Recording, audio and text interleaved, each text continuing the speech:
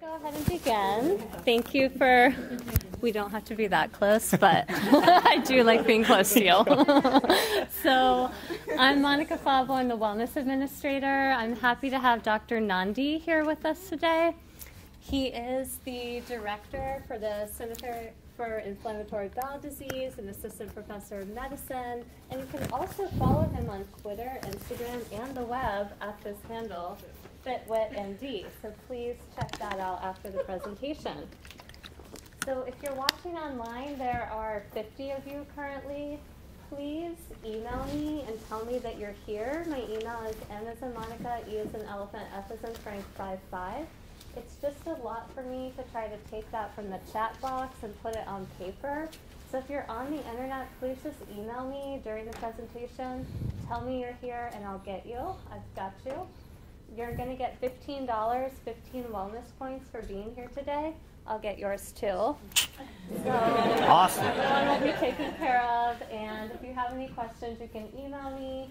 And if you have a question during the presentation, please type it into the YouTube chat box or email me. I will convey it to Dr. Nandi, who will repeat the question so that you know your question is being asked, and then we'll answer it. Okay? So thanks so much. Great. Thank you very much, Monica. Thanks, everybody, for having me. If you haven't met me before, a lot of new faces here today. My name is Neil Nandi, like Gandhi, but more hair for now. Easy to remember. And yeah, please do try to follow me at FitWitMD. I am a Crohn's and colitis specialist, and I'll elaborate upon that in just a little bit more. But learning from my patients is probably one of the most rewarding things I never expected when I went to medical school, which was to emphasize really the value of nutrition, diet, fitness in our own health. And it's from them that I've learned a lot from my Crohn's and colitis patients, which is why I made this social media moniker FitWitMD, because I actually apply what I learn from my patients to myself. I have a little bit of a fitness journey myself, and I talk about fitness and nutrition because it's important, and it plays a really essential role in gut health, and that's what we're going to talk about today. I'll either tell you what you already know, or reinforce it, or hopefully you will walk away with something new.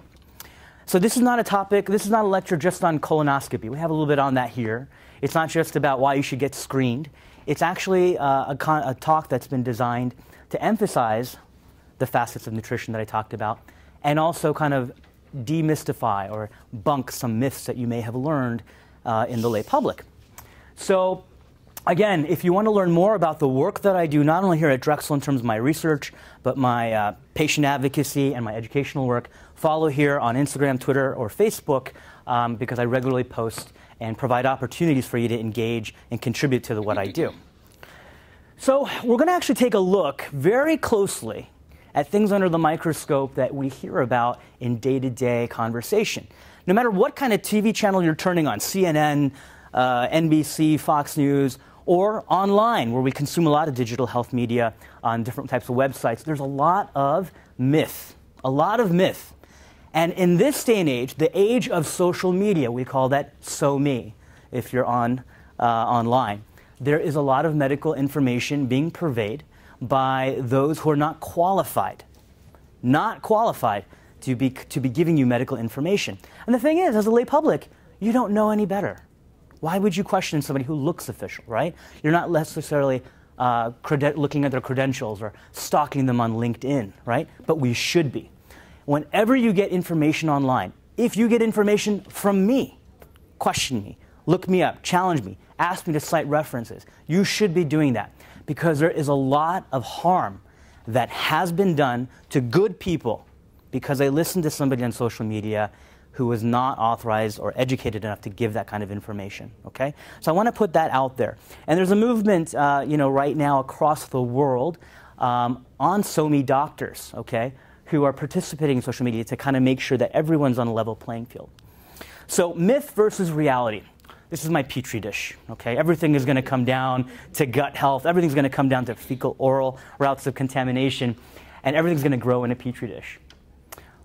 Metazoans. Anybody ever heard of that? Anybody know a metazoan? I'm staring at about 20 of you. You guys are metazoans. We're going to talk about what that means, okay? So I'm going to talk a little bit science fiction. I want you guys to think. We're going to talk about human evolution, and we're going to talk about evolution in the context of microbes and how it plays a role in your own gut health today. So if we were to go back, pretend this is a clock, and we were to go way back in time, at 12 o'clock is the beginning of Earth, about 5 billion years ago. And we were to go all the way around this entire circle till we got to the top. That area, that little blip at the very top, first hominids, that's us. That's human beings. We have barely been here a hot nanosecond, okay? We've barely been here. Before us were, unicellular, one-cellular organisms, microorganisms. They've been around for thousands of years, thousands and billions of years, right? When we actually go through the fossil record, dig underneath your farmland, we find our dinosaurs, our Jurassic Park, and then eventually at the very bottom, we find microorganisms, the very beginnings of life. You must be thinking to yourself, this guy's crazy. What is he talking about? I'm trying to get you to understand that we've actually co-evolved with organisms, right? For every action, there's a equal and opposite reaction, right? Our environment affects us. If you're the wind, the nature, how many monsoons you have, it affects your growth and development, your population health, right? So similarly, that's a macroscopic level. On a microscopic level, we have to think that these organisms had some role in our evolution. When we think about how many microorganisms there are in the world, anybody get a number?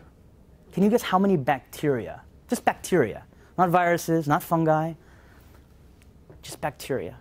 Somebody tried to estimate how many microorganisms there are in the world. And they came up with a crazy number. They looked in soil, land, sky. There's organisms floating around in the stratosphere. They found 5 million trillion microorganisms in the world. That's an incredible number. I can't even count. I don't think I could live 5 lifetimes and count that high, right? That is 5 times 10 to the 30th, 30 zeros, okay? A stack of pennies, 1 trillion light years long. So there's a lot of bugs in the environment, okay? That's the point. Now we're going to talk about the human genome, okay? So we shifted from the number of bacteria in the world and how we have co-evolved with microorganisms. Now we're going to talk about just you. Just you. I was a nerd growing up, if you couldn't figure that out yet. I'm a geek, still am. I started pipetting, sequencing, learning how to do this and do DNA sequencing the old-fashioned style when I was age 14. I got lucky. My mom used to work in a lab, a forensic lab for the FBI, and I actually got to go work there. And I ended up doing research for 6 years, actually, into college. And I developed some pretty cool insights. But I went into that, but I've always been fascinated by DNA. I've always been fascinated by the human genome. I thought that that's where all the secrets lie. I'm wrong.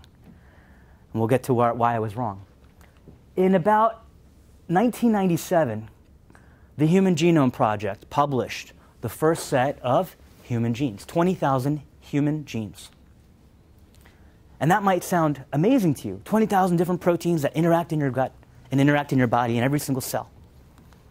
But when you actually try to stop, what that slide didn't show us, when you try to stop and think about how many bacteria we have in our body, there's almost 23 million genes, bacterial genes in the human body. And they produce substances that medically interact with our body and our health and our 20,000 human genes. I want to impress a few numbers and size to you. This is one bacteria. This is not drawn to size, not drawn to scale, obviously, right? If you look at your hand, you can see pores, right? Everyone look at their hand. And if you try really hard, you cannot visualize one human cell. Red blood cells, gametocyte cells, different cells, they're all different sizes, but you cannot see one single cell with your naked eye, let alone a bacterium. How many bacteria, well actually, how many human cells are in the human body? Take a guess. Think Powerball. Big numbers. 10 trillion human cells. Still can't count that high on the list, right? But we ask about bacteria. There are 100 trillion microorganisms in your body alone. So if you think, and you just look at me, I am more bacteria than I am human. In fact, I'm outnumbered 10 to 1. Isn't that amazing? Just stop to think about that. So maybe I'm not starting to sound so crazy. Maybe we start to understand, yes, we've co-evolved with microorganisms. There are so many microorganisms in our single body, and their genetic composition their daily routines and activities must have a certain effect on the human immunology, human health. In fact, in 2012, a different initiative called the Human Microbiome Project, also funded by the NIH, federal research money, which is dwindling up, unfortunately, okay, was able to publish the first human microbiome gene library. And it turns out something really cool they found. Certain types of bacteria are stable and always persist in different parts of your body. So your respiratory tract and your genitourinary tract are distinct, but we can find certain types of population of bacteria there. Same thing with your gut, very stable. Behind your ear, in your armpit, don't smell. Okay? So that's also another very interesting thing. We find unique constellations or ecosystems of bacteria in different parts of the body. And that's not by mistake. They serve function. Okay? They have a relationship with each other, and they have a relationship with us. By the way, I want to encourage you, if you have any questions online or here, please ask me. I'll repeat the question. I'll be a good host and repeat the question. Ask, it's informal, and then hopefully I can answer it. Now, do we have any concepts of bacteria causing illness? Of course, they're called infections, right? Urinary tract infections, pneumonia, right? Skin infections, cellulitis. Let me go a step further. What if I told you a bacteria could cause cancer? And we have an example of that. And that is called Helicobacter pylori, H. pylori. And it can cause gastric cancer, stomach cancer. Now that's mind-blowing. It's one bacteria. We're not talking about a whole ecosystem. So H. pylori is one of the most common causes of peptic ulcer disease, which are ulcers in your stomach, but it can actually lead to cancer, either gastric adenocarcinoma or something called MALT lymphoma, mucosal associated lymphoid tissue or lymphoma tissue. So it's a cancerous tissue. It's interesting, the story about H. pylori. Peptic ulcer disease can cause you to bleed, where you actually have life-threatening bleeding. This is the most common, one of the most common emergencies that I go in the middle of the night for. And you can vomit and bleed very quickly unless we find it stop the bleeding. So back in the day, and actually for centuries probably, people would die from this. And in the 20th century, up until about the 70s or 80s, before endoscopy was developed, we used to resect or surgically remove portions of your stomach and intestine, put them back together. And that surgery saved your life, but also was fraught with complications that forever you had to deal with in terms of absorption, pain, nutrition. So when we were able to finally discover this bacteria, thanks to these two gentlemen, these are two Nobel laureates, Barry Marshall and his colleague. They got the Nobel Prize for this. In the 1970s, nobody could figure out what was causing ulcers. They kept on saying it was stress, stress, stress. And one gentleman's an internal medicine doctor, and the other one is a pathologist, meaning he worked with dead bodies. So they would work on pathology samples from people who died from this. And they found these little rods, these little stains, these little bacteria. And they thought, could this be the cause? And the medical community really looked at them with skepticism. Urban legend says they were laughed at. They weren't laughed at, but just skepticism. So they actually, I think it was Dr. Marshall, cultured H. pylori. And he ended up drinking it in true mad scientist fashion. And of course, he got GI upset, GI bugs, and then they scoped him. They found H. pylori rampant. He got antibiotics. He felt better. And then eventually, that's how H. pylori came into the foray. So it's a very interesting story. So, does everyone have some level of H. pylori in their gut? Great question. Her question was, does everybody have H. pylori on some level in their gut? And the answer is no. There are people who don't have H. pylori, but many people do. Much of the world population does. And H. pylori does not always cause stomach ulcers. It can cause milder forms like gastritis. And sometimes it's just an innocent bystander. So it may not be the actual cause. So on a separate level, if you have H. pylori, it does not always need to be treated unless the doctor thinks it's causing your symptoms. And if it's causing your symptoms, we treat it. The risk of stomach cancer in America, actually in the West, shall we say, is much, much, much lower than the risk of stomach cancer in the West, in Japan. You know, we do screening colonoscopies here, right? They do that there too, because colon cancer is the third most common cancer in the world. But they also do screening upper endoscopies. to look for H. pylori and prevent gastric cancer. It turns out if you take Japanese immigrants and you immigrate them to America willfully or against their will, I'm talking World War, and then you follow them natural history, you will find that their risk of gastric cancer now becomes the average American population. So it's not just about H. pylori, there's an environmental component. And so people hypothesize that among those environmental components is diet, big diet change, and how we use preservatives or change our food. So it's an interesting aside there. But not everyone who has H. pylori needs to be treated, although guidelines suggest you do. Okay? So I've heard it's the salt in the Japanese diet. It's like the heavy component. Is that one of the dietary components? So partially, it's actually, there's a significant amount of nitrates and nitrosamines, and it's the way the food might be preserved. Mm-hmm. So it's certain types of salts or certain types of preservatives might be contributing to that as an additional carcinogen. I have one question from the audience. Someone's saying that they believe the bacteria to cell ratio is not 10 to 1, but 1 to 1. So they're just offering that up for you. So somebody online tuning in, thank you for tuning in, mentioned that they think that the ratio of bacteria to humans is 1 to 1. Unfortunately, that's not correct. Fortunately or unfortunately, it is 10 to 1. It's about 100 trillion bacteria to 10 trillion human cells. And you can find that published at Human Genome Project at 2012 data.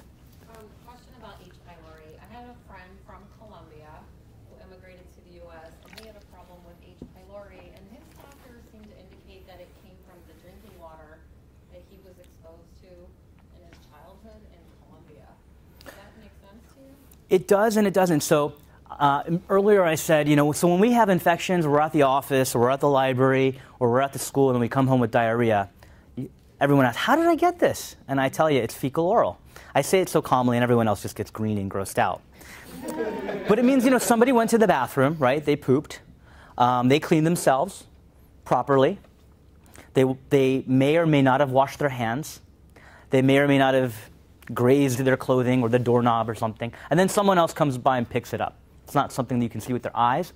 And then they put it in their mouth or rub their eyes and they get it some way, usually to the mouth. I bring that up, that fecal oral route of contamination, because pools of water, reservoir, can also be contaminated with stool that may have H. pylori or other parasites or infections. And that can happen even in America, okay? H. pylori is commonly a fecal oral route. You may get it acquired in childhood, commonly, and then later on develop symptoms.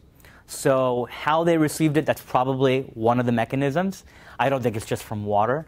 Our drinking water is quite safe, but we need water engineers in the state of PA who we employ to make sure our water is safe and clean so we don't get parasites and other infections. And we're actually going to talk a little bit about water in this presentation. So, metazoan. I'm looking at all of you. You are all metazoans. You are not just a human, you are a multicellular organism, meaning human, bacterial, viral, fungal, the composite metabolism of you completely.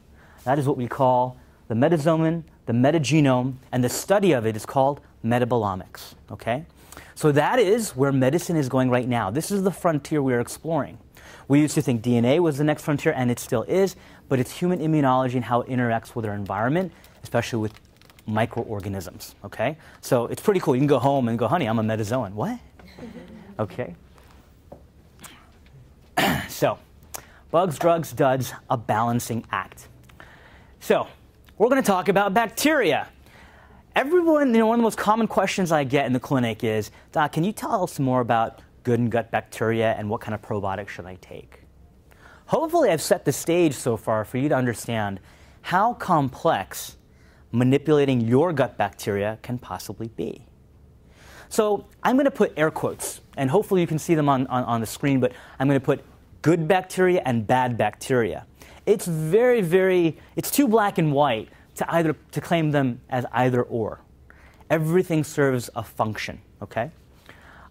When we utilize probiotics or antibiotics, we have to have expectations. You guys like that, right? This is meant to be healthy yogurt. So antibiotics, okay, first one developed in 1927. life-saving antibiotic, right? Changed how we fought in the World War I and II, took care of our troops, in addition to antiseptic technique. As of a year ago, I think there were 116 antibiotics to date, okay? Most of them, they all kill bacteria, obviously, but most of them are not intelligent. Meaning, it's like a hammer. You drop a hammer. You know there's a certain spectrum or type of bacteria, and the antibiotic kills a large swath of them without intelligence, without precision.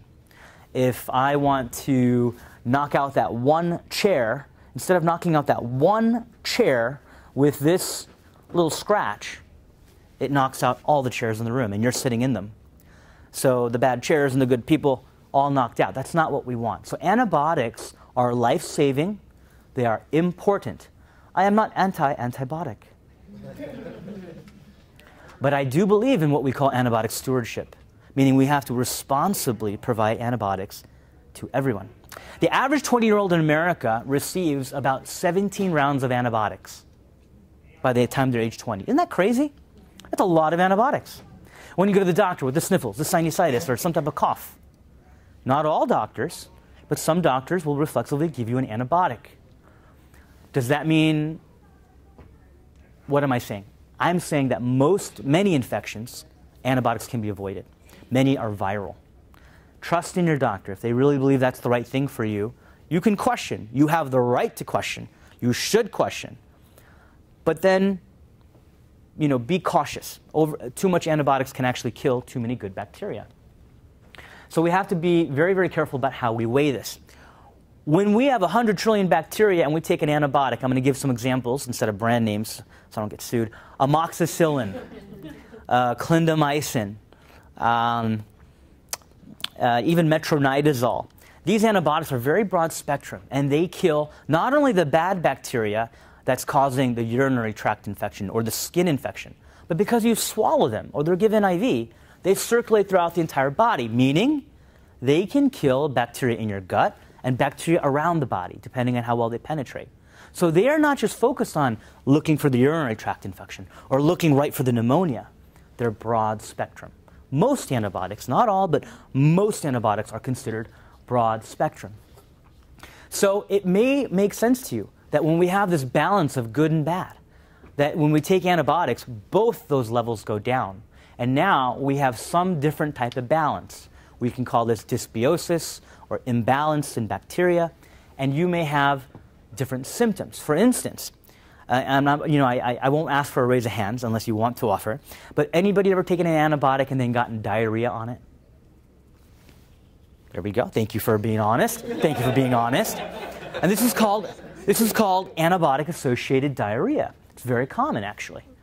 About 10 to 15% of antibiotic-associated diarrhea, and then usually it resolves on its own. If it doesn't, then we might give you metronidazole to help it, more antibiotics, but most people will recover. But if it doesn't, about 10 to 15% of people will develop a very significant infection called Clostridium difficile, or C. diff. Anybody heard of it or read about it before? You have, right? Anybody get the Drexel Pulse magazine? Yeah, you guys all get that? I just happen to be on the cover. But I'm promoting it because it actually highlights the research that one of my colleagues, her name is Dr. Michelle Kutzler, has done. She's an amazing individual. She's a highly qualified, successful PhD scientist in infectious disease division here at Drexel Department of Medicine. And her lab has the largest prospective biorepository of C. diff samples. What does that mean? So anybody who comes into the hospital who's sick with C. diff, and those who are healthy, or rather, shall I say, they come in without C. diff, we take their blood, we take their stool, and we've banked it prospectively over the last several years. And then we're going to analyze all this data, is what we're doing currently right now, and it's going to help develop second-generation treatments and vaccines for C. difficile. So it's pretty cutting edge what she has done, Dr. Kutzler. And that's on the research side. On the hospital side, Hahnemann Hospital, C. diff is in every single hospital around the country, unfortunately. It's a big epidemic around the world. And it turns out that our hospital actually has the lowest rate of C. diff in the entire state. We actually got an award for this. We developed a task force committee led by one of our infectious disease control heads, Barbara Farigi, and we were able to drop our C. diff rate by 85%. Okay? So we're attacking an epidemic, we're winning the war, and we're going to beat this thing. But one of the biggest culprits is antibiotics. Okay? So that's why, anybody heard of a stool transplant? There we go. I'm going to switch over here so everyone's necks can get a little break over here. So some people have heard of stool transplants, right? So fecal microbiota transplantation or stool transplantation has been around for almost 4,000 years. We actually take healthy stool. Somebody pops a squat, drops a sample, okay? Back in the day, when I started learning, I've been doing this since 2009, we used to have patients go to Walmart, buy a 1999 Oster blender, reliable, their own blender, never reuse it again. And then we would blend it with saline, draw it up in tubes, and then do a colonoscopy and implant it inside. But really, it's, like I said, it's been around for 4,000 years. The first, most earliest mention of it is in ancient Chinese textbooks of medicine. And they had different types of recipes. My favorite is called yellow soup. Hey? It's actually from infant poop. But this is not a new technique. Okay, this was really for when people had a gastroenteritis or some type of diarrheal infection. They didn't know what C. diff was back then, but they knew this concept worked. In fact, veterinarians have known about this for a long time. Anybody like watching racehorses, or Kentucky Derby, those kind of things? So when a racehorse, when they're sick, the trainer will take the sick horse and lead them to a healthy horse. And what do all animals do, except for humans, I hope? Eat poop, okay? It's a practice called coprophagia. And so when the sick horse eats the healthy horse's poop, boom, they get better. They did this in the World War when camels got sick in the Sahara Desert, when Hitler was on his looking for hidden treasures in the Egyptian tombs. They would have the sick camels eat healthy camel's poop. So don't do that, okay? So FMT is very successful, about 91% cure for C. diff, which is better than most antibiotics. In fact, antibiotics for C. diff can actually contribute to the recurrence of C. diff. Clinical trials that we're proud to have run here at Drexel actually involve encapsulated stool spores. So instead of making you do sedation, colon prep, and doing the whole colonoscopy, enduring that anesthetic risk and procedural risk, even though it's low, doing not melt in your mouth capsules. They're not M&Ms. That help. I got to keep it entertaining for you guys, right? That actually try to repopulate the bacteria in your gut. So that's actually a developing science. We're actually starting to run a separate trial based on the same technology for an inflammatory bowel disease condition called ulcerative colitis. So to bring it back, we've talked about the important role of gut bacteria in human health, how we can destroy it with antibiotics. Now, can we improve it? Yes, human stool has been able to do that. How about probiotics? Now, probiotics are probably low risk. Probably. Probably low risk and potential benefit, but most studies have shown limited benefit for most people taking them. Now think about the numbers. When you pick up that probiotic off your local pharmacy supermarket, you're overwhelmed with everybody trying to make money off of you, right? They've put all these brands. It's true. $16 billion unregulated industry. They do not need to report anything. They don't need clinical trial data. They can lie to you, in my opinion. And why don't they conduct a trial? Because they don't want the negative data. So you take that probiotic and you go, wow, 1 billion, 2 billion, 10 billion. That doesn't even touch your trillions of bacteria in your gut. So literally, food for mind, right? Think about the numbers I'm giving you.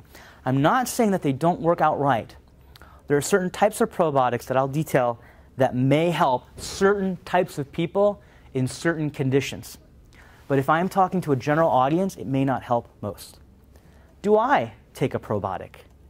I'm going to ask the question before you ask me. And the answer is yes, I do. And I'm going to tell you what it is. So actually, I want to mention one thing. If you are an immunosuppressed patient, meaning your immune system is suppressed by high-dose steroids for a long time, or you're getting chemotherapy or some type of therapy that is meant to suppress your immune system, okay? You should avoid taking a probiotic. There's a few case reports of that organism swimming in your blood, and that's not good. So I've actually taken them before and noticed they make me feel sick. Have you ever experienced that with any of your patients? I swear she's not planted in the audience, okay? So she's not planted in the audience.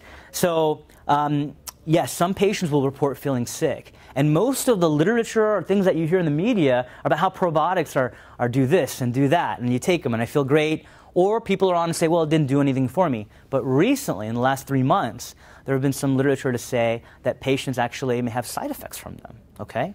And that makes sense, right? If they have the potential to do good, they have the potential to do harm. Remember, it all started by thinking about infections, right? So yes, the side effects that have been reported are like things like dementia or delirium. I honestly, personally think it's too early to prove that. These are association studies, meaning it's not that they followed the same patient forever. They just kind of did a general census, a general survey. So it's not that all probiotics are evil either. When you're buying a probiotic, what should you look for? If you are going to purchase one, look to find out how much bacteria is in it. The more, the better, you could say, only because it's going to survive the stomach acid in your gut that kills bacteria, okay? You want to look for the shelf life. Is it about to expire? Because it's not going to live forever. You want to cure it in a dark, damp place like a refrigerator, okay? Avoid the heat because it'll kill it. Makes sense. Some lactobacillus products, okay? That's what the main component of yogurt is, okay? Still will have some milk derivatives in it. So if you take a probiotic and you feel a little stomach upset or bloat, and you have some dairy intolerance that you can feel, then perhaps you need to switch the probiotic. And you want to find one that is enterically coated. Again, the function of stomach acid is to kill bacteria, not just digestion. That's why you and I are always swallowing and clearing our throat, because if we didn't have stomach acid, you would be silently aspirating stomach fluid into your lungs and getting pneumonias all the time.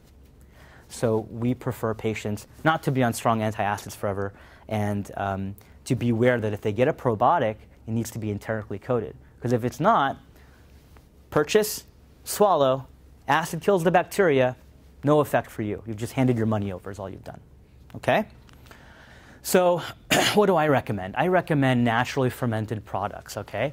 I do not have dairy intolerance, so I use Greek yogurt, non-fat, love it. Flavor any way, which way I want.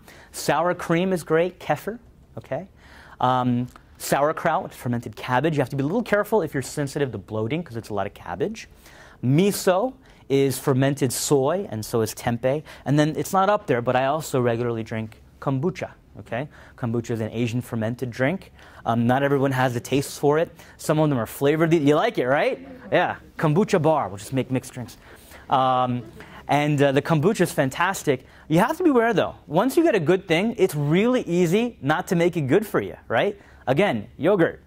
You can make yogurt unhealthy by adding tons of sugar to it, right? And tons of fake sugars and fructose corn syrup.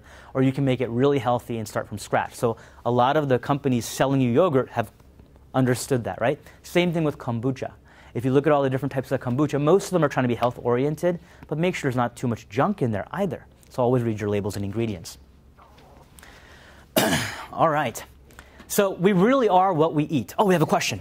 I just have a question about the kombucha tea. So I know now, like, there's most of the kombucha is in like the glass bottles generally, and they're like, kind of carbonated, I guess. Mm-hmm. And then like I've been seeing a lot more like kombucha tea bags. Like, are they the same? Like, is something taken out of them for them to become like a tea bag, and it's no longer carbonated? Or I'll be honest, I don't have a lot of experience with the tea bags. Mm-hmm. I haven't tried those products yet. To me, the tea bag is a little bit less intuitive. Okay, and there's no data that I can cite for this, unfortunately. The kombucha that's refrigerated, that is actually bred. So what you do is you actually they grow it in a beaker, and they continue using that source beaker to make all their kombucha. Okay. And to refrigerate it prolongs the bioactivity or availability or lifespan of that bacteria. Mm-hmm. Okay. So I've always been suspect about teas, but I don't know a lot about it, to be honest. Okay.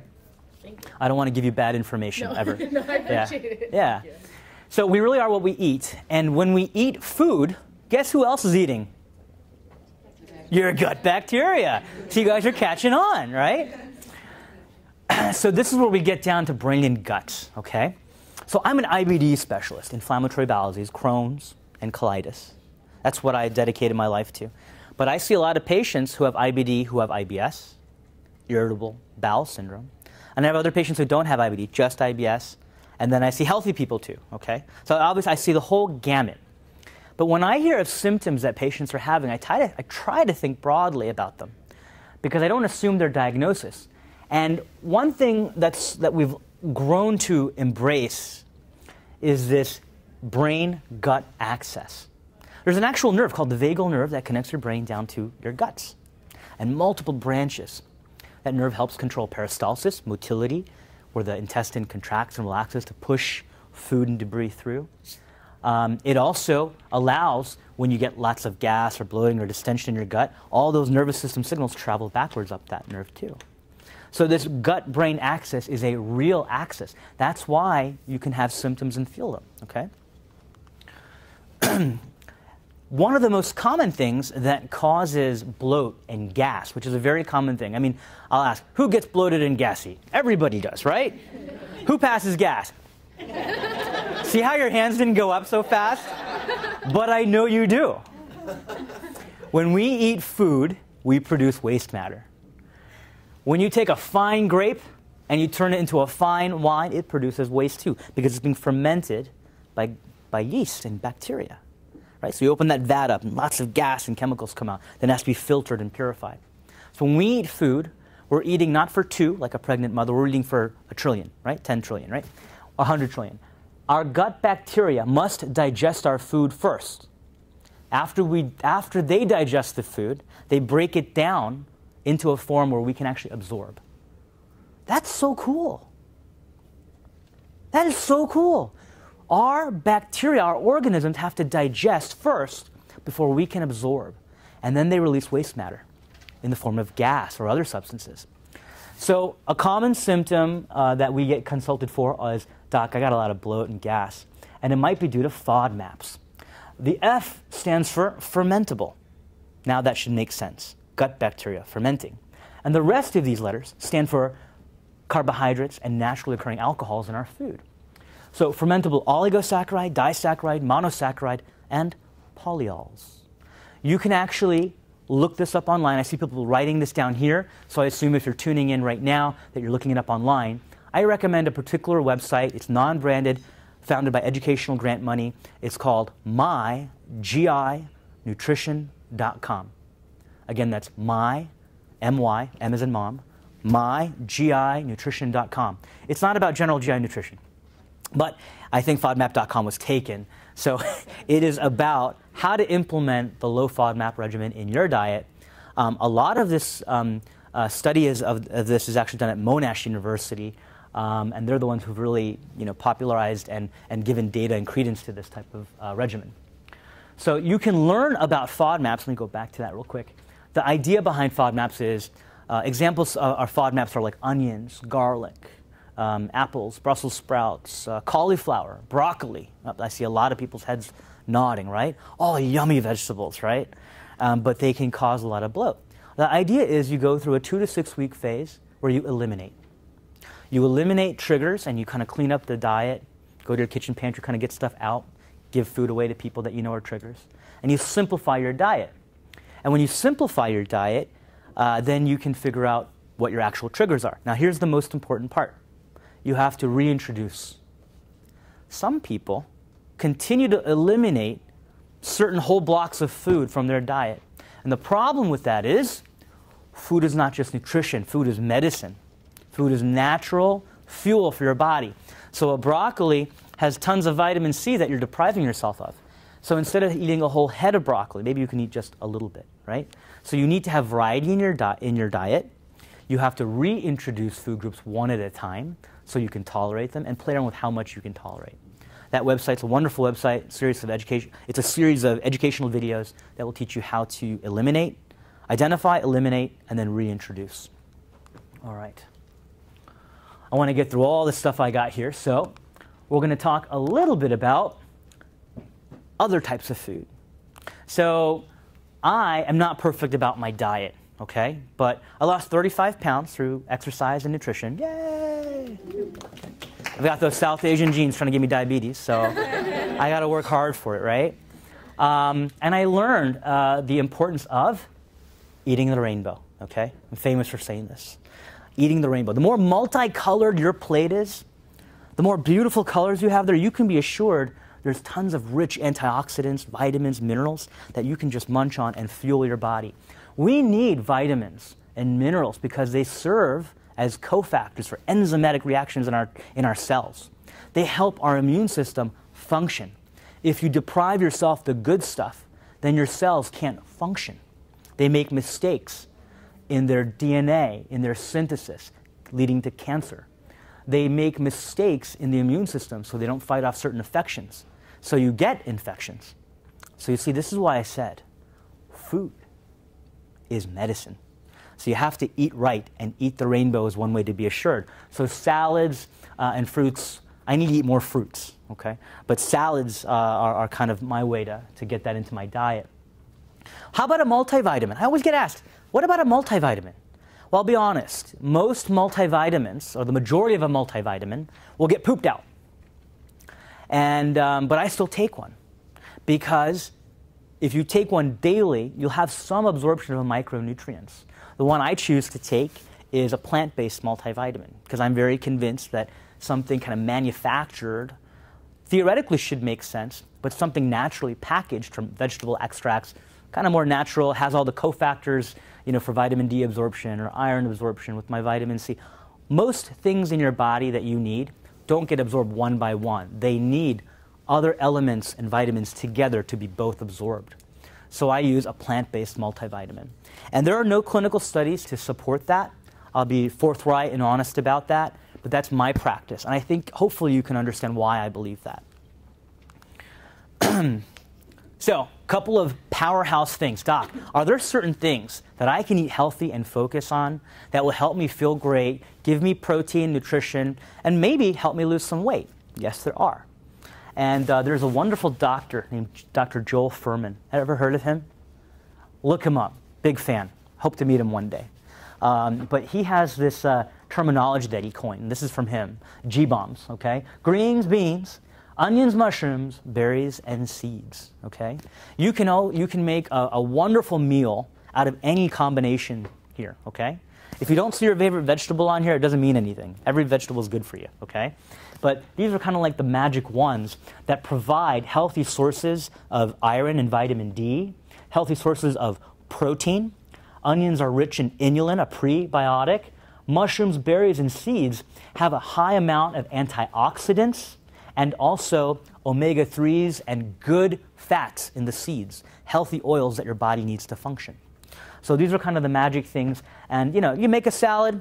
I actually have majority females here, okay? And stereotypically, females are more into salads than males, okay? Not saying that you gentlemen aren't, okay? But to all the people tuning in out there, the biggest pushback I get from my male patients, and if you have male spouses or significant other, this might be useful, is, oh, you know what, it's a salad, it's not filling, it's not tasty.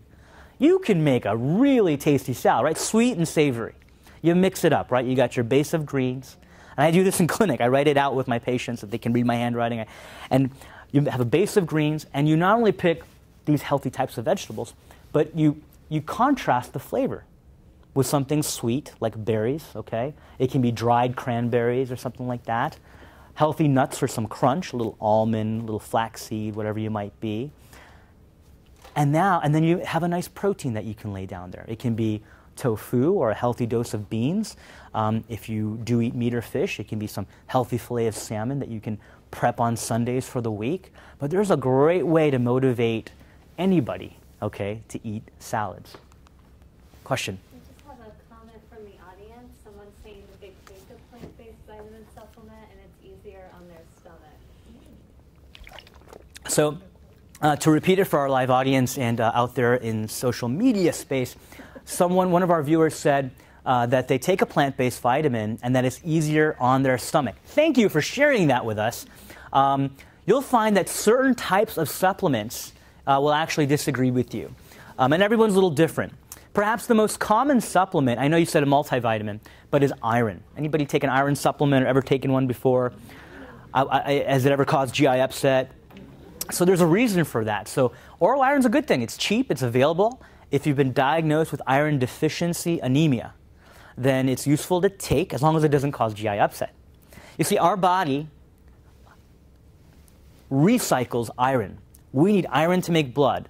We have low iron, we have low blood, anemia. We absorb iron we get iron through our diet or supplements. We absorb it in our gut, or we lose it either through bleeding from the intestine, or most common reason in women menstruating, menstrual losses.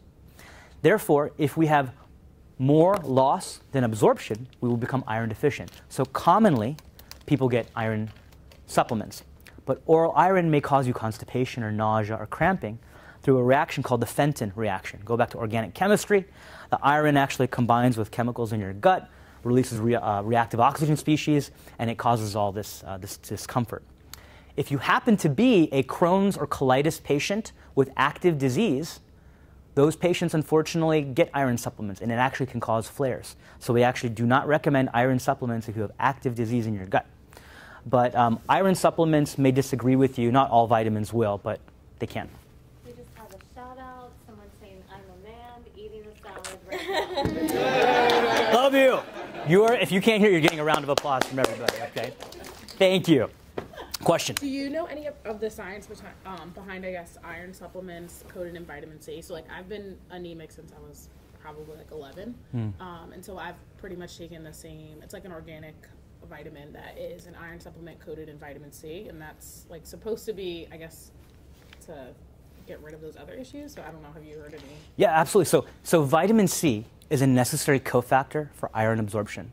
Every time I do this talk, I think of something, how to improve it. And next time I do this talk, thanks to this audience and these questions, I'm actually going to use this as an example of how we take cofactors and co-nutrition to absorb, right? So your salad, sir, you can sprinkle some lime juice on that or some lime, and it's going to help you absorb the iron from your spinach. But vitamin C is a necessary cofactor, particularly for iron absorption, and that's probably why they do that in that supplement. So leafy greens, gold mines in nutrition. It is a myth that you can fight cancer with it. I see that all the time. However, I am a strong believer that plant-based nutrition can give you the nutrients and cofactors and things that you can't get from regular medical therapy if you're a cancer patient. I'm going to tackle that head on because I get that all the time. So dark leafy greens have been found to have some of the most anti-inflammatory chemicals and highest content of antioxidants of all the other types of food groups that we can compare it to. Beans are our buddies, and there's so many different types of beans. You really cannot get tired of them, but you can get gassy from them. And it's fun to go ahead and play around with the different types of beans that are available. Indians, we rely on lentils. If you ever go to an Indian restaurant, we like making dal. And so we vary the type of lentils in our diet regularly because it's a good source of protein and fiber. And then, of course, berries, mushrooms, and onions, like I said, high in antioxidants. High in antioxidants such as the berries and mushrooms, and also high in inulin and other prebiotic supplements. The seeds and nuts, just to kind of refresh you can't get, you have to be careful with certain types of nuts, particularly cashews. Okay, I love cashews. And cashews are a healthy nut, but you just can't eat the whole container, okay? So, you can go to, your local. There's a great local nut store chain that I cannot advertise, but I love. And you can go and make your own potpourri of nuts and sprinkle that on your salad. Make your own salad toppers. So rainbow G-bombs explode with powerful phytonutrition. All right? These are all the buzzwords that you might see on different websites that you visit or in the media. But nutrition is extremely important. And then coming to that, I have patients who come saying that they have a gluten allergy. So I'm going to back up. A true allergy is where you take something and it gives you hives or anaphylaxis, you can't breathe. That's a true allergy. When you have some type of symptom that you attribute to a food group or a food type, that's called a food sensitivity. The big distinction there. And I make that because you're not supposed to know that, but it's important because there's a certain stigma associated with that word allergy, a certain expectation, a certain severity, right? It's not that your symptoms aren't severe, but an allergy, it could be life-threatening. okay? This is a sensitivity. Now that you understand there's a big difference between the chemical process that mediates Will Smith blowing up like this and Hitch, right? That's an allergy or bee sting, whatever. A sensitivity might be gluten. So true celiac disease, okay? Celiac, let me go back to gluten. Gluten is found in wheat, barley, oats, and rye. It is not found in other grains. Gluten is a good thing for you, unless you have celiac. When you have gluten ingestion, it travels down your esophagus, your stomach, into your small intestine. And your small intestine is about 23 feet long, and the beginning of your small intestine is called the duodenum. And if you were to look very closely, you'd see this carpeted villi. Anybody ever see a sea anemone? Right? It's fluttering like that. That's exactly what the villi look like. So the small intestine is my most favorite part of the intestinal tract. That sounds really, really weird coming out. Okay. But this gives it a lot of surface area, and when you have to absorb nutrition. But when you have gluten, your white blood cells, which are right here in the gut, they don't like that gluten, and then these villi atrophy. And guess what? All that surface area is gone, and now you can't absorb nutrition, like iron. So that's why iron deficiency is common in celiac disease. So the treatment for that is gluten restriction. Okay? There are other cutting-edge treatments that we can address at the end of the talk. If you're interested to learn more about what those new celiac treatments are like, I can expound that at the end of the talk. So this is what celiac disease is. Now, not everybody has a true celiac disease. You can get screened with a blood test. If you're eating gluten, go to your doctor, they'll do a blood test, and they'll check antibodies that will suggest that you have celiac. And if you do, they'll do an endoscopy, a camera in the mouth, they'll take some samples of tissue to prove it. But what if they're negative and you don't have celiac, but you know that you feel better? Oftentimes, this is one, because you're eating cleaner and eating healthier. You've cleaned up your diet. And then two, some people do have a non-celiac gluten sensitivity. So it's a food sensitivity to things that happen to have gluten. It may not be gluten, but gluten is just one molecule, and whatever your sensitivity is, we don't know what the actual trigger is. Isn't it possible that because wheat is a oligosaccharide in the FODMAP, Yes. that is what's bothering you? Bingo! I didn't plant you in the audience either, did I? So the third reason, I should have said 3 reasons. Wheat, specifically wheat, not barley, not oats, not rye. Wheat is rich in something called fructans. Fructans are a type of FODMAP. And that gets fermented not in your small intestine, but your lower intestine, your gut, your large intestine. And you can get bloat and sensitivity that way. Absolutely right. They could have a wheat sensitivity. I actually do have a wheat sensitivity, and I thought it was all gluten, but like with oats and stuff and other, like the other ones that you listed, I'm fine with those. So it probably is just like the wheat issue. I pay $20 each. So we just had 2 audience members, I didn't comment for the camera, who mentioned about wheat sensitivity really being fructan sensitivity, and another participant who relayed that, yeah, she observed that it's the wheat but not the oats and the rye. So you might need to just do some experimentation in your diet or consult with a nutritionist. I feel like it's pretty common for people to, as children, have a wheat sensitivity and then to grow out of that. Is that? That has been reported, and what you see, I won't claim to be an allergist, but commonly when we have people, young adolescents that we transition from St. Christopher's, our pediatric hospital, to adult medicine, we hear that all the time. I had a peanut allergy and I grew out of it. I'm going to go a little sci-fi on you, but when you're born, right before you're born, right before you come out of mother's womb, your gut, for the most purpose, for all intents and purposes, is sterile. But as soon as you're delivered, you get coated in mother's vaginal secretions and bacteria, and that may influence your immune system. You know how babies are always putting stuff in their mouth? Always, right? Anything and everything. And it's because their immune system, which is in their gut, needs to be exposed to everything in the environment. This is how your body learns something called immune tolerance. This is how we're all full of poop, we're all full of E. coli, but we're not raging and dying from an infection. And there's different types of E. coli. So when the baby is taking food in its mouth, or anything in its mouth, it's introducing all those, let me go back to that villi, it's taking it down its mouth and introducing the entire immune system, which is in your gut, okay, to all these different types of triggers and allergens and organisms. And that's how your body knows, well, this is a good E. coli, and that's a bad E. coli. So your immune system knows what to attack and what not to.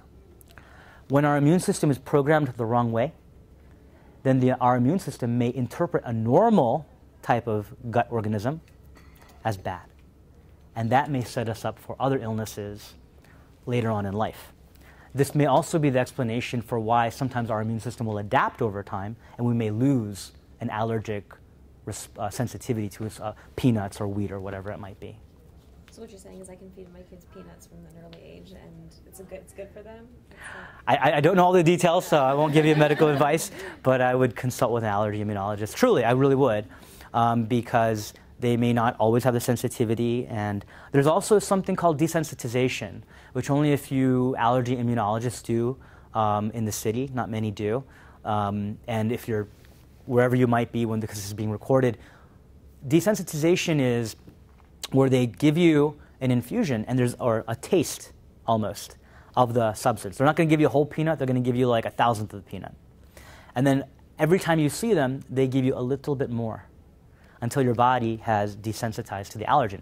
We actually have to do this for foods, but also to antibiotics. When people need a life-saving antibiotic in the future, we may have to desensitize them. So that's something to look into, okay?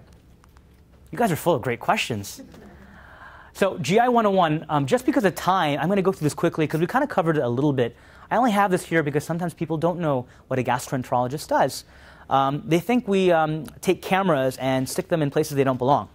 And that's all we do. And for the most part, upper endoscopy, that's true, and colonoscopy, that's what we do. I like to think of myself not as just a technical guy. I like to think of myself as a cognitive guy. Because most tests that we do with the camera are going to be normal or negative. And then you're left without an answer. And that's not good enough for me. So we have to put our thinking cap on and think about what's really causing the patient's symptoms. That's why, one reason why I'm so fascinated by what I'm telling you about today, about how microbiota and nutrition play a role in creating disease. So common things that patients come to the doctor for to get ruled out for are ulcers in the stomach. And this is your stomach organ here, and you get ulcers, perhaps from H. pylori. The other cause of stomach ulcers is too much non-steroidal anti-inflammatory drugs like NSAIDs, ibuprofen, aspirin, naproxen, naproxen, Aleve, diclofenac, Sulindac. List goes on and on and on. So be careful about taking too much of a certain food. Acetaminophen, also known as Tylenol, is not an NSAID. That doesn't mean you can take as much as you want. Too much can hurt your liver. But when you get an ulcer, you can bleed or you can have a perforation. And so we can do an endoscopy to diagnose and treat the problem. So we take a camera about the thickness of my pinky, long slender pinky there, look at that, and nice flexible scope, and we place it under sedation usually, down your mouth, your esophagus, and into your stomach, and then take samples of tissue to look for H. pylori or celiac disease. Other anatomical things that we can find are hiatal hernias. Usually the stomach is below the diaphragm muscle shown here in pink, but sometimes the top of the stomach will actually slide up into the chest cavity, and acid can pool here in the hernia and then reflux more or cause chest pain or difficulty swallowing. If there's too much acid in the stomach and the esophagus, it can cause narrowing or stricture, and food can get caught. So you have food getting stuck in your chest. So then you come to us, and then we're able to diagnose the problem, open you up without surgery, which is nice, and when necessary, we can recommend a repair of your hernia. And these are not things that you will know that you will feel. Okay? They can present very subtly. Then we talk about colonoscopy, and I like this. This is all the fun risk factors that can contribute to colon cancer. When we think about colon cancer, look at that top row, change in your stools from constipation to diarrhea or the other way around. Blood in your stools that doesn't seem to go away. It could be hemorrhoids, it could be tumor. If you have general types of weight loss, loss of appetite, nausea, unspecific symptoms, they can suggest that you have a tumor anywhere in the body. Risk factors for colon cancer can actually be African American ethnicity. They actually occurs a little bit earlier than in other populations, so we actually recommend earlier screening by age 45. Then other things that make sense for almost any type of cancer. Most cancers in the world have been associated with the waistline. So the larger your waistline, the higher your risk for cancer. So this is why we talk about improving the waistline without a body corset, okay? How do we do a colonoscopy? Well, we ask you to prep the day before and clean out the colon of stool, and then we take a camera and we place it through the colon, and as we come back, we actually look for polyps. Polyps may be normal, polyps may be precancerous. If we see something, we actually lasso it like a cowboy with a metal lasso, and then we remove it. And then we send it for pathology to find out what type of polyp it was. We can actually remove certain types of early stage colon cancer this way without surgery too. And that's pretty remarkable. So is this like saying one of the risk factors is family history of colon cancer? Yes. Okay. Yeah. So if you have a family history of a first-degree relative with colon cancer, meaning mother, father, brother, sister, that's a risk factor for you. Doesn't mean you're going to get cancer, but it means that we should screen you about 10 years before that person was diagnosed. If you have a family history of just cancers in general, in different organs even, okay, but there's several family members, then that's something to bring up to your primary care doctor. There's a hereditary mutation that's passed on from generation to generation called Lynch syndrome, L-Y-N-C-H. It's also known as HNPCC, or hereditary non-polyposis colorectal cancer syndrome. And that is where you have 3 family members, at least 2 before, in 2 different successive generations, and at least 1 before age 50. And the tumors can be anywhere in the GI tract, anywhere in the gynecologic tract, so ovaries, uterus, and also tumors in the kidney system, right? So kidney, bladder, or ureter. So most organs. So if you have any family history of certain cancers of the intestinal tract, there's an easy way to actually, that your primary care doctor or gastroenterologist can screen you to see, are you at risk? Okay? All right. So another thing, people often come with blood in their stools. It causes a lot of panic. And it may not be a tumor. Okay, most of the time it's hemorrhoids. If you're feeling well otherwise, it probably is. Come to the doctor. Don't ignore it. A good friend of ours in our endoscopy unit, young gentleman, ended up ignoring, and it wasn't this presentation. We didn't really ignore. It was just very non-specific symptoms, and ended up having a diagnosis of rectal cancer. His symptom was actually a change in bowels, and it was very slow. And he did the right thing. He kind of didn't wait too long, and he's actually had a really good outcome because he got diagnosed. A different person I know actually had blood in their stools for like 1 year and never went away, and it just continued to get worse. And that actually turned out to be a tumor, but they waited too long to say anything, unlike my other friend, right? So don't wait too long. But if you feel well otherwise, it's temporary, it's not a lot of blood, it's just in the tissue paper, it's streaked around the stool, it's probably going to be hemorrhoids, but go to the doctor, get checked out. Blood is alarming. Blood's like food coloring. It just takes a few drops to stain the whole bowl red. So that's why it looks so alarming. But when in doubt, just ask your doctor, okay? This is what a normal, healthy colon looks like. And this is beautiful because you can see nice, sharp, crisp folds. It's pink. I don't know, from a distance, you can see beautiful arteries coursing there. Those arteries we call arboreal pattern. If you look at a beautiful leaf, and you see that green leaf and those beautiful veins, that's just what the arteries branch out like in the colon. But then sometimes you can develop Crohn's. And this is a very severe case of Crohn's, where you don't see the blood vessels, you don't see those beautiful folds, okay, and you see ulcers in the intestine, okay? If you have this, it can lead to uncontrolled inflammation that can lead to scarring, or intestines can connect to other parts of the body. This is called fistula. These are known as strictures or fistula. Sometimes they need surgery if we don't diagnose them quickly enough. And sometimes, if we catch them early enough, some of the new medicines that we have will actually reverse the process, okay, and prevent surgery. So, we're almost done. A couple of other myths that I came across. Colon hydrotherapy. Doctor, I was on, what's that thing called? Groupon. I got a Groupon. I got a Groupon for colon hydrotherapy. What do you think? Don't do it, okay?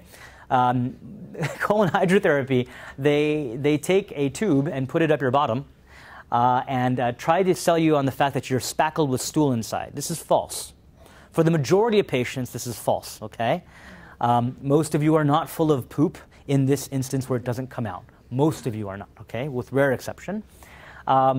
And when they flood water in and suck it back out, okay, they may offer to infuse thyme or other types of beautiful lavender water, whatever. it may not be done through the most conscientious type of public health controlled tubing. Okay, so you have to ask, where's that water return coming from? Who else has shared that tube? And all those kind of things. So you don't want to transmit infections. They're also putting a tube blindly up your bottom without any medical training. I do not recommend that. Okay, because the tube, it's not an enema tube, a tiny little tube. It's a big tube. Okay, it doesn't hurt, I'm told. Okay. But I don't recommend it, all right? Go to a real medical professional for their opinion. And if you do pursue it, ask them their cleanliness and hygiene processes, okay? Department of Health exists for a reason, that is to prevent you all from suffering infections that you should never be exposed to in the first place. All right. Doctor, how can I cleanse myself? Well, you can do fasting, but I think of cleansing in this way. I think of fiber as nature's dental floss for your gut, okay? Because when you have fiber, it literally courses right through your gut, it binds up debris and helps you poop it out in a nice bulked formed roughage ball of stool, okay? So that's why mom always told you, eat your spinach, okay? Eat your broccoli, eat your vegetables, because they're full of fiber. And you can get fiber from pretty much anything, okay? So fiber is nature's way to cleanse you. Other types of powerhouse types of carbohydrates that you can eat are listed here. Quinoa is one of my favorites. I list them because sometimes people are saying, well, I'm on a low-carb diet, or I need more protein in my diet, but I don't want too much carbs, or I have a gluten sensitivity. What alternatives do I have? And these are healthy alternatives that you can have. This webcast is being recorded, so you can look at this later, and we can send the slides out too. So, pearls of wisdom. Duh, I knew that. You're going to say, duh, I knew that. But how many of us actually practice it, right? So this is something I'm guilty of. I'm going to tell you what I'm good at and what I'm not. And I'm not great about this, but I'm trying to be better. And that is flossing. All right? So floss. Okay, I'm horrible about it. When you get grimy stuff, we call it tartar, okay, between your teeth, that's bacteria. And this bacteria has been shown, the pattern of bacteria in your mouth have been shown to suggest an increased risk of heart disease in certain types of patients. So patterns of bacteria in your mouth can predict heart attack later. Isn't that interesting? That's not a widely available test. It's a commercial test you can pay out of pocket at some dentist offices, but it's not widely accepted, okay? But you can actually clean your teeth well and reduce your risk of infections in general. We know that mouth infections, mouth bacteria, shall I say, actually lead to endocarditis, rheumatic fever. These are illnesses of the past that we still see today, but bad dental hygiene was the cause. Good dental hygiene has helped us reduce that rate of rheumatic fever. So flossing is extremely important, keeps the reaper away. Another thing, you may have noticed that I've been drinking water from a large bottle.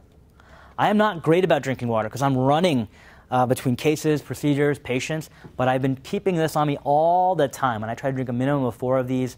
I'm not perfect. Today I'm having a pretty good day. But I make sure I drink water as much as possible, okay? I give the analogy this. If you look at a beautiful globe of Earth while we still have it, I really mean that, while we still have it, but the majority of that color on the globe is blue. And just like the Earth, the majority of us is water. Water comprises most of our cells, okay? When you don't drink water, you get dehydrated and your body's functions don't work. I recommend 8 to 10 8-ounce glasses of water per day. And I actually ask you to avoid plastic. Avoid this. It's convenient. It's bad for the environment. I don't care if it's recyclable. It may end up in the ocean. To produce this plastic takes up a lot of energy and resources, emissions that are going to kill your planet Earth and for generations to come. And also, it's devoid of something. It's devoid of a modern marvel of dental health. You know what it is? Fluoride. So you don't get fluoride with this. You waste your money for water in America. And that just makes us the most spoiled people in the world. I'm very adamant about that because we have a wonderful water system in most of America, not all parts of America, and our hearts go out to people in Flint, Michigan, and anywhere else. So always question the water source. Those are publicly available. But bottled water is devoid of helpful fluoride, which prevents tooth cavities. Do you know if the Britas filter out any of the fluoride, like the Brita filters, or it's just? I believe that they do not. Okay. They do not. But double check that. But the last time I checked, which was, to be honest, about a year and a half ago or so, they did not filter out the fluoride. Okay. So it's interesting when people started having more bottled water, they had to close dental schools at one point around the country because the rate of cavities went down. Sorry, they closed when fluoride came out, they had to close some dental schools because there weren't enough cavities around. Then bottled water came out, and now we have a rise in cavities. And it's not just because it's not so clean. We also have too much sugar in our diet, bad dental health practices, right? So there's a lot of reasons that dental decay is on the rise. The type of plastic is also important too. Some plastic leaches inflammatory chemicals, okay? So when you look on the bottom of the bottle, you'll see what kind of number it is, okay? So those are the numbers that I would recommend. Try to go with a steel or a glass or something reusable. That's better for the environment. I know I'm spending a lot of time on water, but it's so important. It's something every one of us can do every single day, and automatically it will improve your general health, your skin, your bowel movements, and your energy level. All right. So, other thing is stop smoking. I think I have a pretty health-conscious community here, especially if you're tuning in. One of the most heartwarming, and I'm not making this up, I was at the hospital today for a meeting in the morning, and a nurse came by. And I don't remember this conversation, but I harped on her at her screening colonoscopy, just her colonoscopy, about smoking. And that was about 1.5 years ago, and she quit smoking after 25 years, she told me. And it was because of that one little pep talk I gave her when she was drugged up and sedated after a colonoscopy. And she still remembered it, but she put it to use. If you stop smoking, it can reduce high blood pressure, stroke, cancer risk, lung cancer, and erectile dysfunction. This is how I get, if you have know somebody who's a male, this is how I get them to stop smoking, okay? In females, tobacco is associated with decreased lubrication, which leads to painful intercourse or dyspareunia. So when I have, especially a young person in my office who doesn't want to quit smoking, I said, do you like orgasm? Just to be clear. And I say, this is where you're headed. And I get straight to the point, and that's one of the most, I'm just being honest, that's one of the most motivating ways to get them to quit. All right. So, fitness. Yes, it's a thing, all right? So, I grew up playing tennis because I'm an Indian boy, right? But soccer, all sorts of things, right? But Indians are not exactly known for sports or athleticism. But what I've done in the last 3 years, I would say, I think March 25th will be 3 years, is pay more attention to fitting in exercise in my schedule. So again, if you're tuning in and you're on your Outlook calendar, you go, I'm going to skip my workout today, or I got to do this, I got to do that. Don't do that. I did that for years, and in my 4th year of medical school, man, I gained so much weight, and I've spent all this time since then trying to lose it, right? I told you I lost 35 pounds, and how did I do that? I did that through my own trial and error of different types of workout and routines. If you name it, I've probably done it. But what worked out for me was a high-intensity interval regimen, right? Something quick that I can fit in, meaning you work really hard for like a minute, and then you slow down, relax for a minute, catch your breath, and do it again.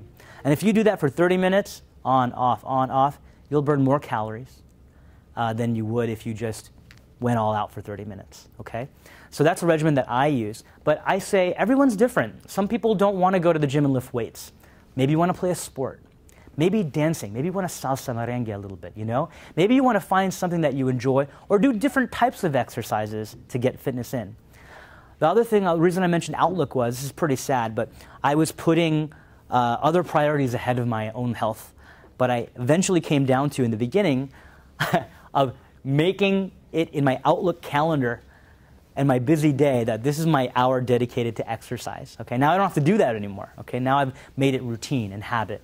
But it's sad, but that's what I had to do. Maybe that will work for you. And no matter what happens, you don't cancel it for a research meeting. You don't cancel it for this or that. If I'm not well, I cannot take good care of my patients, right? So that's how I put it into perspective for myself. So if you ever have a question, feel free to reach out to me, okay? Or reach out to your doctor. Whenever you read something online, question it, okay? Always question everything that you are trying to consume or people trying to teach you, all right? With that, please do follow me on FitWitMD. I would appreciate your comments or feedback. I'll be posting more educational videos and instructions and what I'm eating for, that day online. And I'd love to, and you know what? The great thing about social media is I get to connect with you back in turn, and I've learned a lot through this social media platform. I was really scared about it, but I've learned so much more. It's made my life as a doctor even more interesting and rewarding because of what I learn at these talks and through FitWitMD. So anyways, thank you very much. Thank you. Do you guys have any questions? I just have one question. I don't know if it'll benefit anyone else, but I have recently, in like the past 3 years, had really bad acid reflux problems. And do you have any recommendations for that aside from taking like Prilosec that it's not recommended to be on for a long time? So, what's your name? Lauren. Lauren had a question that she's got really bad acid reflux, and doctor, is there anything I can take other than Prilosec? There's different types of antacid medications. The medications, we think of H2 blockers like Zantac or Pepcid, and then PPIs or proton pump inhibitors like Nexium, Prilosec, Protonix, Dexilant. Outside of that, there are natural things you can take and try.